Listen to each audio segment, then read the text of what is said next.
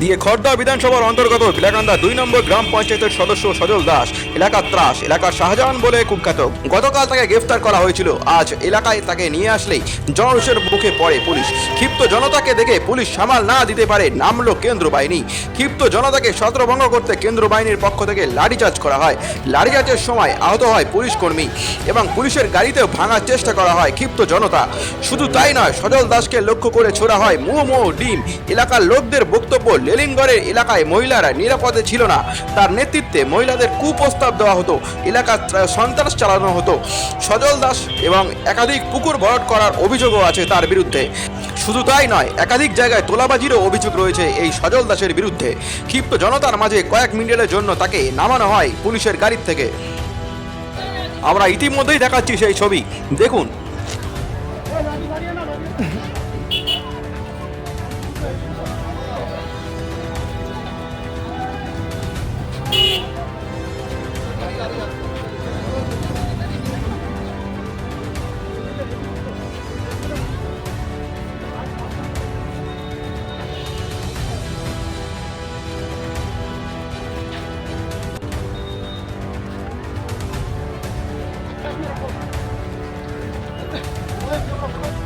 কেন ডিম ছুড়বো না? এরা ডিম পাহাড়ি যোগ্য, এরা তো ভালো ডিম পেয়েছে, কিন্তু আমরা কথা ডিম এখন হাতে পাইনি।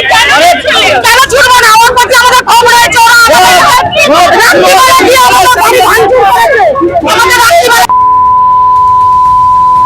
ওই সজল কিরণ পুচি আমাদের পাড়া পিয়ারা বাগানে সব মেয়ে ছেলেদের গায়ে হাত দেয়। সজল কিরণ আরো পাড়ায় আছে। এই সজল দাসের নেতৃত্বে যেভাবে অন্যায় অত্যাচার সাধারণ মানুষের প্রতি হয়েছে, তারই আজকে এই খবর বহিঃপ্রকাশ। শুধু মহিলাদের কুপ্রস্তাব, অনেকের ঘরে ঢুকে ঢুকে নানান রকম অসামাজিক কার্যকলাপ এরা করেছে। তার জন্য আজকে মহিলা সমাজ মাঠে নেমেছে। সাধারণ মানুষ দেখতে পাচ্ছেন এখানে নেই করে 10,000 লোকের জড়ো হয়েছে। আমার নাম শিবাজ বিশ্বাস, বিজেপি জেলা সম্পাদক।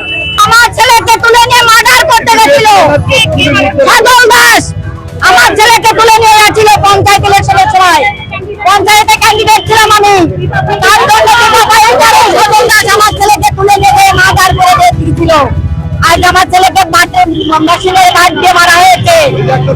আজ আমি সন্তান হারাতাম। আজ আমি সেই জায়গায়, আজকে ওর কি অবস্থা?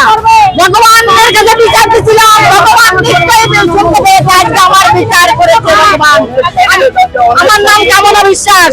আমি 2 হাত তুলে ভগবানের কাছে বিচার চেয়েছিলাম, ভগবান আমার বিচার করেছে। এইটাই আমি শান্তি। আরো যারা বাইরে